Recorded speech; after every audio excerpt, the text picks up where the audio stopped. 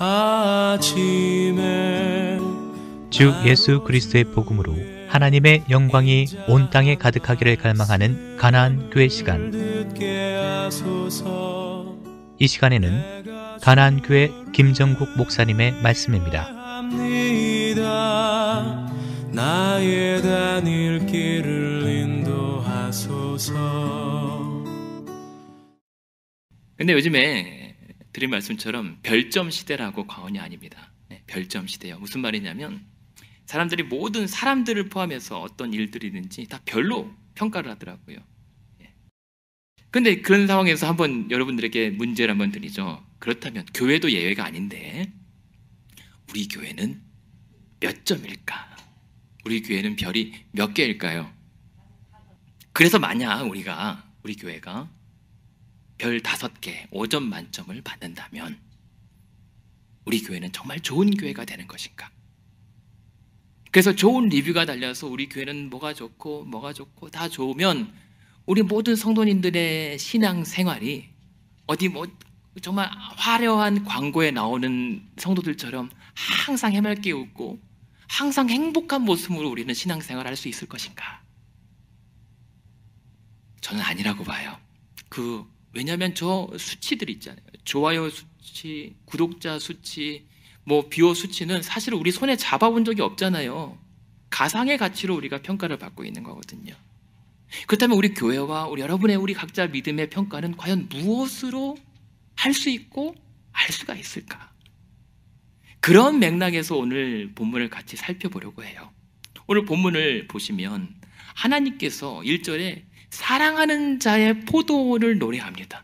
1절만 잘 보시면 거기에 내가 사랑하는 자, 내가 사랑하는 자, 내가 사랑하는 자를 3번이나 연거푸 반복해요. 그 말은 하나님께서 그만큼 가장 사랑하신다는 표현이거든요. 그 가장 사랑하는 자에게 하나님께서 포도원을 지어주셨어요. 그래서 이 포도원의 노래는 사실은 이 세레나데여야 하는데 알고 보니 레퀴엠이에요. 사랑의 송가가 아니라 장송곡입니다. 왜 그렇게 됐을까? 왜 하나님께서 사랑하는 자를 향하여 부르시는 노래가 축복성이 아니라 왜 슬픔과 탄식의 애가가 되었을 것인가? 2절 후반에 뭐라고 합니까? 하나님께서 그런 가장 좋은 포도를 기대했는데 뭘 맺었죠? 들포도를 맺었대요. 들포도. 최고의 포도나무에서 최악의 열매가 맺혀졌어요. 그러면서 하나님께서 당황하십니다. 그럼 4절에 뭐라고 합니까? 아니 내가 이 가장 좋은 포도원을 만들고 극상품의 포도를 심었는데 어찌하여 들포도가 맺어졌냐? 갑자기 어디서 툭 튀어나온 들포도란 말인가? 대체 누가 내 포도원에 무슨 짓을 한 거냐고 분노하십니다. 그래서 어떤 분은 이 사건을 하나님 사기당한 사건이라고 표현해요. 하나님께서 포도원에 모든 것을 올인해서 투자했는데 사기당한 거예요. 걷어들인 게 하나도 없는 거예요. 다 썩어서 문드러졌으니까. 그런데 문제는 그 사기친 범인이 누구죠? 하나님의 백성들이라는 거예요. 대체 어쨌길래 이 사람들을 보고 들포도 같다고 얘기하실까요? 들포도 같은 백성들의 모습이 대체 뭐길래요? 그 모습이 8절 이하부터 구체적으로 나옵니다. 대략 살펴보면 8절을 보시면 영끌이라고 하죠. 영끌. 영혼을 다 끌어당겨서 뭐라고 하죠? 가옥에 가옥을, 전토에 전토를 다 사들여서 빈틈이 없게 해요. 부동산을 다 사들입니다. 그리고 뭘 하죠? 홀로 거주하려고 합니다. 나 혼자 그 모든 것을 다 차지해서 살아보려고 애쓰는 모습이 바로 들포도 백성이라고 하는 거예요. 게다가 그러고 난 다음에 어떻게 삽니까? 11절에 보시면 밤낮으로 낮에는 독주를 마시고 밤에는 포도주를 마시면서 취하면서 찌들어 사는 거예요. 여러분 여기서 생각해 보시죠. 포도주가 어디서 나온 거죠? 포도주가 지금 이 포도주 하나님의 그 포도원에서 나온 거잖아요. 근데 그 포도주를 자기가 마셔서 그냥 취해 있는 거예요. 다른 말로 하나님께서 주신 은혜에 도취된 겁니다. 하나님의 은혜를 그렇게 받다 보니까 너무 익숙해져서 그냥 그래도 괜찮나 보다 하고 흥청망청 사는 거예요. 하나님의 은혜가 독이 됐습니다. 그러다 보니 12절에 보면 이렇게 취해 사니까 어떻게 됩니까? 하나님의 일에는 전혀 관심이 없어요. 전혀 영적이지 못합니다. 깨어있지 못하고 하나님의 하시는 일을 분별하지 못하게 되었어요. 그렇게 살면서 끊임없는 몽걸음에도 불구하고 무지해져요. 13절. 그래서 14절에 보니까 어떻게 됩니까? 이 사람들이 끝없는 욕심에 이끌려서 착취와 사치를 일삼습니다. 그런데도 정신 못 차리고 20절 보십시오. 이 사람들이 급기야 어떻게 됩니까? 악을 선으로 바꿔버립니다. 선을 악으로 바꿔버려요. 빛을 어둠으로 바꾸고 어둠을 빛이라고 얘기합니다. 하나님의 진리를 거짓으로 만들고 하나님의 영광을 우상들의 썩어질 것들과 막 바꿔버립니다. 누가요? 내가 가장 사랑하는 자들, 하나님 사랑하는 백성들이 그렇게 한다는 거예요. 급기야 더 나아가서 21절, 그런데 더 심각한 문제는 큰일 났어요. 21절에 보니까 그래도 이들은 어떻게 해요? 스스로 지혜롭대요.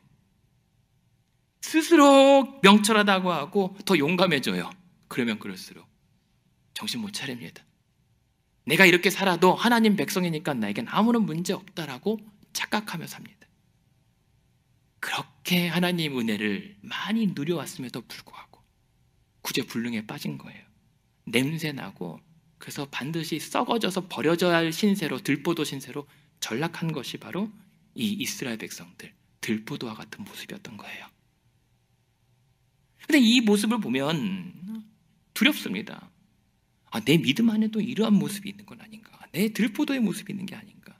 혹시 우리 교회 안에 이와 같은 들포도를 맺고 있으면 어떻게 하지? 얼마나 끔찍한 일이겠습니까? 심각한 거 아닙니까?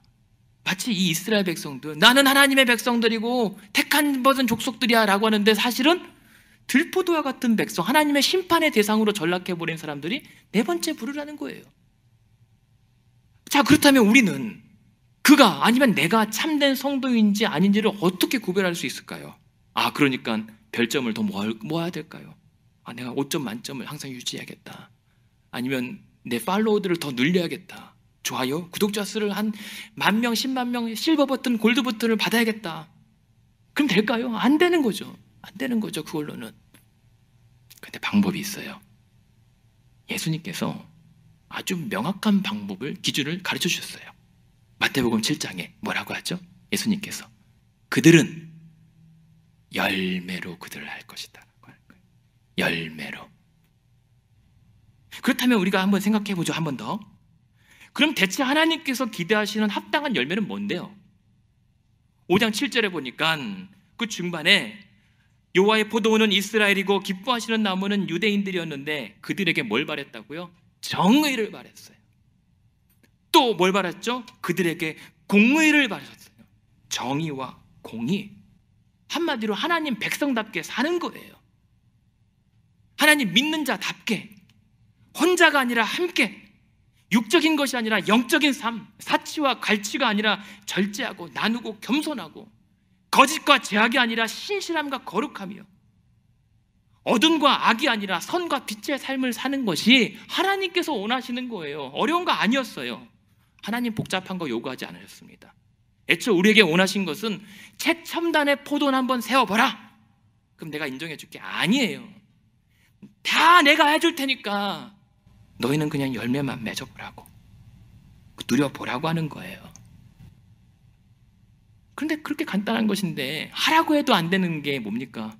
저 극상품의 최고의 포도를 어떻게 했는지 기가 막히게 썩은 포도로 만든 거예요. 이거 하라고 해도 힘들지 않아요? 그 어려운 것을 그 백성들이 해냈답니다. 또 다른 기적과 같은 거죠. 이 때문에 하나님께서 이 포도원을 갈아엎어서 다른 사람들에게 맡기신 거예요. 맡기기로 하신 거예요. 말씀을 정리합니다. 오늘 저와 여러분, 우리 교회가 맺고 있는 열매는 어떤 것들입니까? 혹시 들포도와 같은 열매입니까? 아니면 하나님 보시기에 내 포도원을 가장 좋은 것들을 맡길 만한 열매들입니까? 코로나 이후에 오늘 1년 4개월 후에 본격적으로 1부, 2부 예배를 오픈하게 됩니다. 근데 여전히 앞날은 알 수가 없어요. 그죠? 지금도 불안합니다. 그런데 그 사이에 너무나도 많은 것들이 바뀌어 버렸어요. 세상의 현실도 그렇지만 여러분의 삶도 바뀌어 버렸습니다. 이제부터 우리가 어떻게 하면 좋겠습니까? 우리의 믿음과 우리 교회와 우리 신앙은 무엇으로 지킬 수 있습니까? 오직 한 가지입니다. 하나님 나라의 열매 맺음. 여러분의 신앙의 열매들이 여러분의 신앙과 교회들을 평가해주는 기준이 될 거예요. 그 열매들을 보고 사람들은 이제 분별하여 찾아오게 되고 영혼들이 회복될 거예요. 그런 일에 동참하시겠습니까? 그 열매 맺음에 함께 하시겠습니까? 만약 지금 어려움을 겪고 계시다면 너무 부담스러워하거나 버거워하지 마십시오.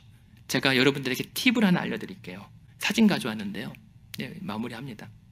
우리 교회 화단을 보시면 지금 막 저희 꽃동산 교회잖아요. 저희가 앞에 화단. 네. 그리고 장로님, 권사님 아침마다 물 주고 막 물을 뿌려보는데 안타깝게도 잘 안 자라요. 잘 안 자라. 그냥 겨우 막 뜨거운 더위에 이 꽃들이 버틸 뿐이에요. 꽃은 피지 않습니다. 망설여요. 근데 그렇게 버티는데 정말 우리 하나님 대단하신 게 비 한 번 몇 번 딱 내리니까 갑자기 꽃이 확 피고 죽어가던 식물들이 확 살아서 난리도 아닙니다. 그런데 하늘에서 그 비가 몇 번 오니까 꽃이 저렇게 만발하잖아요. 그러면서 일어난 우리 교회 변화가 여러분들 꽃들이 만발하니까 새들이 몰려들더라고요. 게다가 저희 교회에 거위도 있고요, 너구리도 당연히 있고요, 그라운드 호그도 있고요. 사슴이 지금 부흥했어요. 저기 한 가족이 아니라 두 가족이 된 것 같아요. 막. 게다가 작년에 이맘때쯤 아기 사슴이 여기 둥지를 텄잖아요. 근데 여러분 이제 하다 이번에는 이번 주 중에 누가 왔냐면 거북이가 왔어요. 거북이가. 우리 교회 동물원 차리겠어요. 동물원. 네. 거의 노아의 방주 수준이죠. 우리 교회는. 제가 무슨 말씀 드리냐면 그때까지 우리가 물 뿌리면서 버티면 돼요. 우리는 그냥 믿음으로 버틸 뿐인데 그 열매 맺는 분은 하나님이시라는 거예요. 하나님께서 그 하늘의 은혜 주시면 돼요.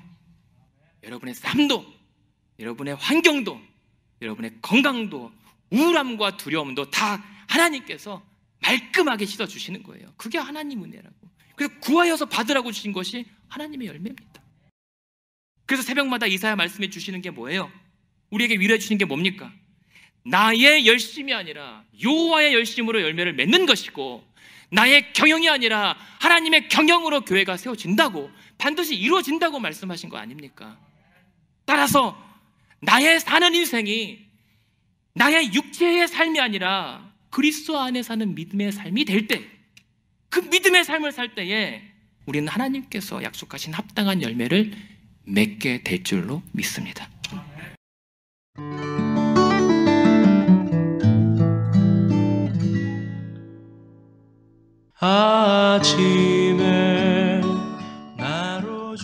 지금까지 가나안 교회를 담임하시는 김정국 목사님의 말씀이었습니다. 가나안 교회는 1255 밀워키 애비뉴 글렌비에 위치해 있으며 신앙 상담이나 교회 관한 자세한 문의는 전화 224-735-2346 735-2346번으로 연락 주시기 바랍니다. 인자한 말씀